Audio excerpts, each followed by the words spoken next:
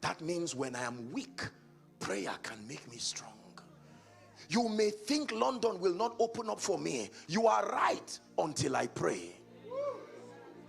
You may think I may not get a job. You are right until I pray. You think my children will become what other people have. You are right until I pray. Your prophecy about me is correct until I pray. It's true that I should fail. It's true that my papers don't seem to be coming until I pray. Jesus is teaching that the saints are not powerless. When you understand the jurisdiction of the spiritual realities that prayer can capture, it's not just an instrument to respond during emergency. No, prayer can move things. Believe me. You can grow your way through prayer. You can transit to a newer version of you through prayer. Luke chapter 9. Please give it to us. We have to hurry up. My spirit is fired up. Luke chapter 9 and verse 29. Luke chapter 9. The Bible says as he prayed, two things happened that must happen to someone after this conference. Number one is the appearance of his face was altered. That means prayer can transform you to a weak, from a weak you to a strong you. Prayer can transform you from a timid lady, a timid man. The first thing that happened when Jesus prayed was that his countenance, I can become a newer version of me if I can pray. Rejoice not over my yesterday. Prayer can change me. Yes, I know that I was once Saul, the son of Kish, barren of spiritual intelligence, not even knowing where the donkey is. But as I pray, I will find a Samuel and I will return back to be one of the sons of the prophet. Men can grow. Men can transit. They can rise to superior versions of themselves. All you see is not all that can be. There truly can be more. Apostle, nobody wants to help me in London. I don't know why. I don't have anybody. You are right until you pray. Apostle, I am bound hand and chain and it looks like my life cannot move forward. Ask the early church. They prayed. They prayed angels to the earth. They prayed chains to fall. We are here for you. Come and do what you do. We are here for you. Come and do what you do.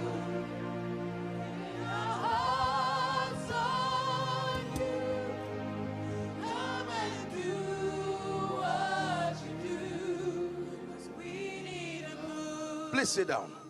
Please sit down.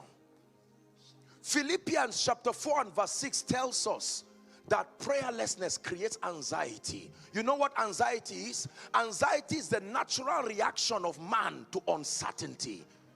It is human to be uncertain. There are no guarantees anywhere because men can change. Prayer becomes the stabilizer to a man's life. It says, be anxious for nothing.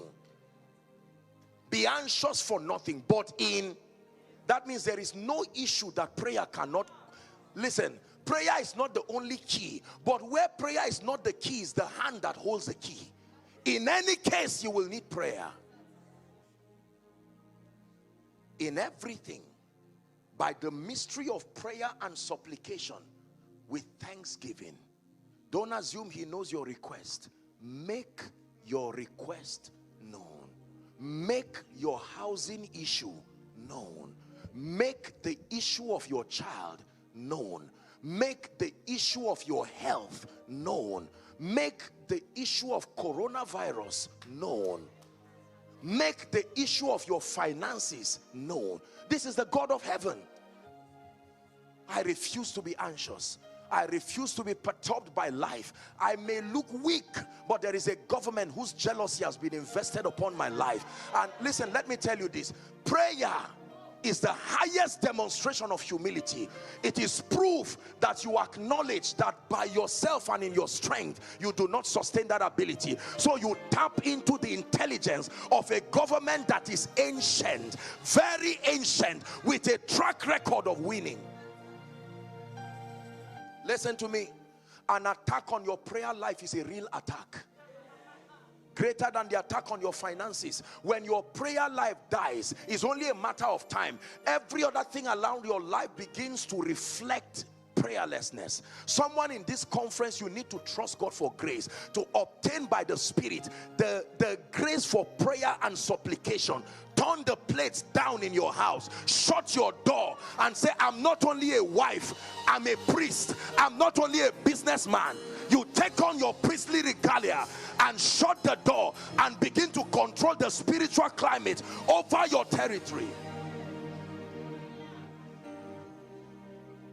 Please sit down.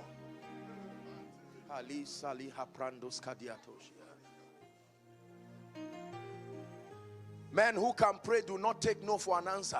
Be careful when you tell them no, you will soon say sorry. Hezekiah was a man appointed to death in chapter 38 of Isaiah, and a true prophet, Isaiah, brought him a report from God. You will not recover. And he said, thank you, prophet, I honor your office, let me talk to God. And he turned to God and said, did you not create a system of negotiation? Remember, if I die, who replaces me in serving your purposes? And God said, no. Listen, you can negotiate new realms in your life. You can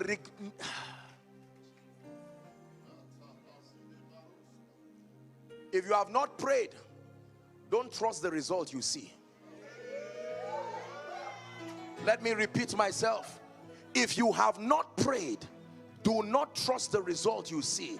Next week I will give you a property. Don't trust that result until you have secured it in prayer.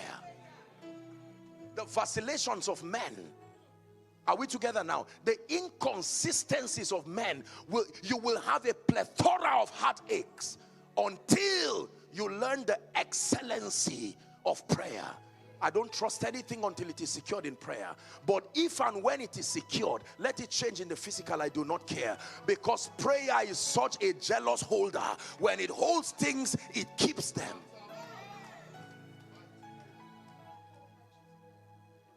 Everybody say prayer. I believe in prayer.